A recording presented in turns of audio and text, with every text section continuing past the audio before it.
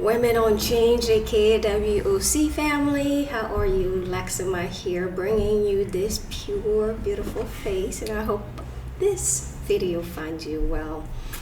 And as you may have been listening, hopefully you are, our channel, you've been keeping up, and if you have, you know we've shared a lot about the Lead and Earn program. So moving forward, our goal is going to be to focus on the women. Yes, without the women, what else is there, right?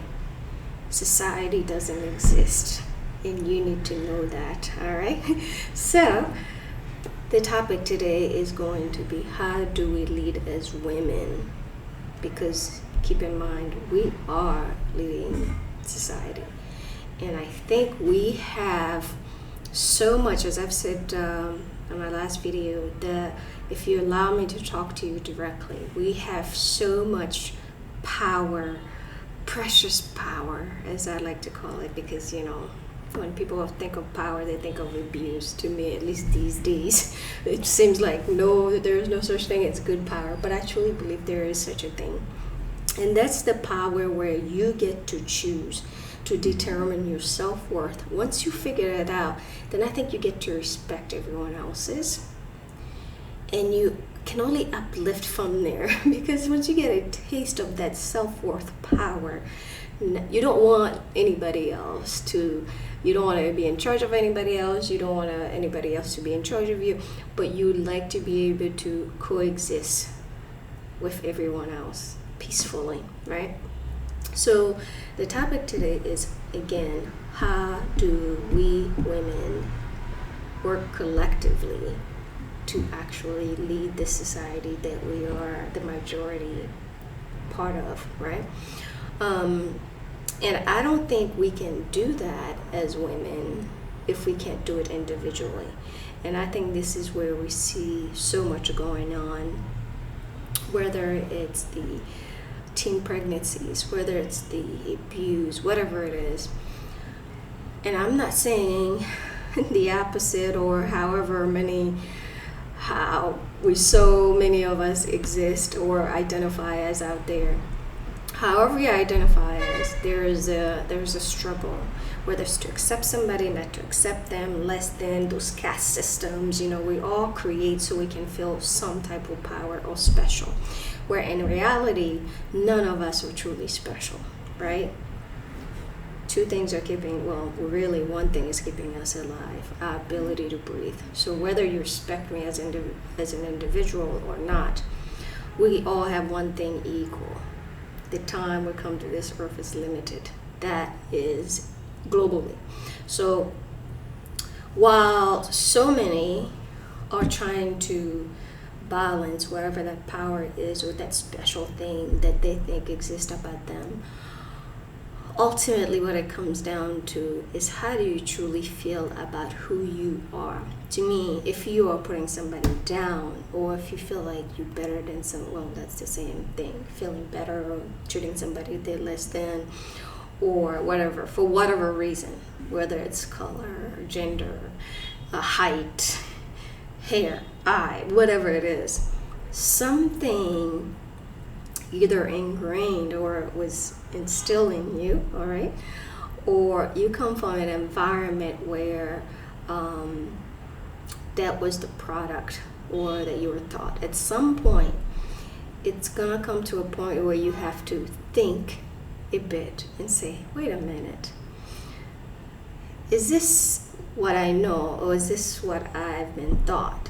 Right? It's always gonna, something has to trigger a change, and it's gonna happen in so many ways, or you have to be open to it. As I must say, it's not that it's just gonna happen.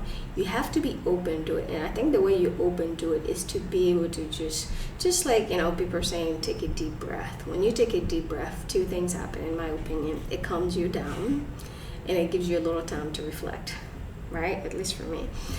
And I think if we all try to do that, we'll realize that, particularly women, whether your goal is to become a mom, or is to become an entrepreneur, whatever it is for you, take a moment, ask yourself, why do I want to do this? And you'll find out, and then really think deep about it. And sometimes you have to really sit with your trauma. You know, they say drama is trauma, but you have to sit with your drama or try to understand your drama, because too often I think we forget. Even me, there are some that I've forgotten, and I had to be reminded of them over and over. But as they said in the lessons, if you don't learn the lessons, they're gonna keep repeating.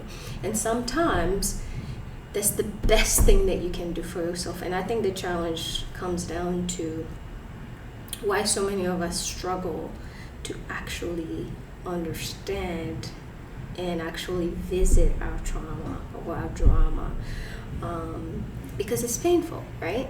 No one wants to deal with pain, but in reality, the more you don't deal with pain, whether it's crossing the street, you see somebody being mistreated and you keep walking, or you having to think about the misbehave or mistreatment of a family member or an ex-boyfriend or ex-husband or your child, all that, you have to ask yourself, where does it come from? And it usually has a root.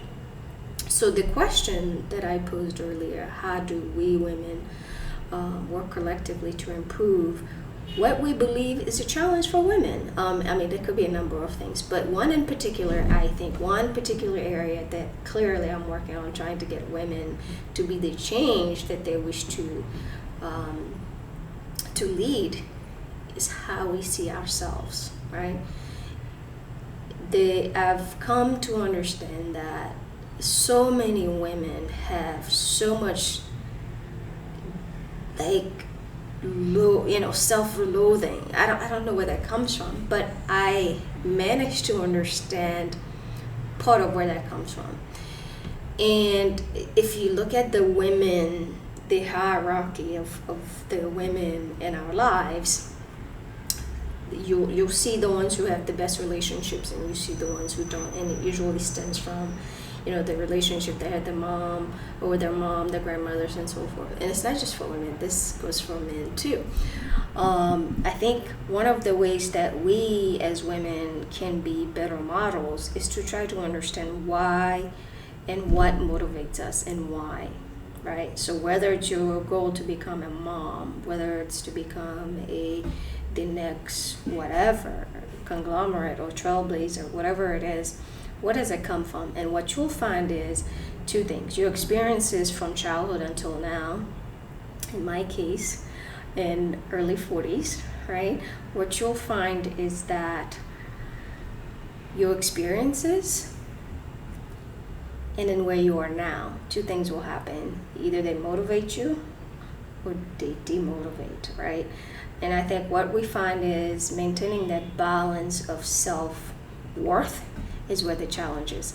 So you find some of us who are super empty. When I say empty, like you can have the best job, you can have the biggest house in the block, you can have the highest title in a company, but we feel so empty because there's something, a lot of those things that we're chasing, and I'm talking from experience here and there, okay? A lot of those things that we're chasing, there is a connection to what's missing in our lives, right? Whether it's you were neglected or you were told you couldn't be a certain thing, at some point that emptiness that you feel, it's something saying, hey, I need attention here, I need attention. This isn't filling me up, I need attention. And what I'm finding with a lot of our sisters and our brothers too, is that we, whether it's once we have all these things, the material things, we're still not being filled. And then we turn to bodies, right? Whether it's the sexual connections or having somebody in your space when they don't even make you feel good. And you name it, it goes on and on and on. And this leads to trying to fill that emptiness that isn't being filled by material things, by bodies, as I would say. Not that I was out there. I don't think I was ever one of those, ladies, but there's nothing wrong with that, right? I think we all have our drugs. Mine was constantly working. And again, I'm curious, I like to learn, so we all have our thing. But ultimately, my beef, if I may put it that way, my challenge with why I'm speaking to women in that capacity is that I believe we have a responsibility when it comes to reproducing, okay? Sex and producing children, I think, and of course there's a lot more, but I think when it comes to those two, women, we have such responsibility in that the poverty that's going on in the world, I think we can play a greater role in reducing it if we take greater responsibility in terms of how we think of family, right? Do you want a family for the sake of feeling full, or just like, a job that gives you the most money, to have the biggest house so you can, live a certain lifestyle? Do you have kids for that purpose? Or do you have kids because you feel like, I'm full, I like to be able to give some of that, spillover of self-love? And I've met few women, and I've interviewed some, I've met few women who actually have and feel that. Like, I've asked them, like, the purpose for you for having children, and they'll say, I'm at a point of my life where I'm enjoying everything that I have, and I like to be able to share that. And to me, there's nothing wrong with that. If that's your choice to have children, by all means do that. And to me personally, if you have that kind of love to give and it's selfless, you should be able to give it to any child out there or anything else that you choose, right? The idea that you have to have your own child to feel that you need to give that love, to me, that's selfish. Again, that's just that's a personal thing for me. And so when I see a lot of women having kids out of emptiness or trauma, because they've been neglected or they need a certain attention, ended up in a relationship with someone who doesn't make them happy, but quote unquote they married, and then children come out of that, what you see is the cycle. And then of course poverty happens, right? And I don't want to call it poverty, right? Hardships, right? Hardships come, and then the next thing you know is that the child is suffering, the grandchild is suffering. I mean, the cycle just goes on. And to me, I think there's a responsibility that we can play when it comes to having a family versus being selfish because of how we feel. If you feel empty and your goal is to have a child to make you full, that is selfish, right? It's selfish in that, to me, that child will be experiencing what part of that emptiness that you are feeling or that you have, and you're looking for that child, an innocent child, to fill that void that you have as an adult. And if that's not selfish, they can't be, I don't know what else there is. And so in that, I truly believe we have a responsibility to act individually so we can meet collectively to have a greater impact in reducing poverty. And that's not saying that, anybody else is not part of that equation. All I'm saying is that as sisters, as women or females, or however we identify as, the power that we have, as my mom said, women have children, not men. If a woman is pregnant, or at least as far as I know today, I don't know any one that has been quote unquote identified as a male can actually carry a child, or have the female hormone that can't carry a child. Okay, so I'm talking to women in general because the role, the power, that power that you have to reproduce life, and that body of yours, that powerful body of yours has so much power.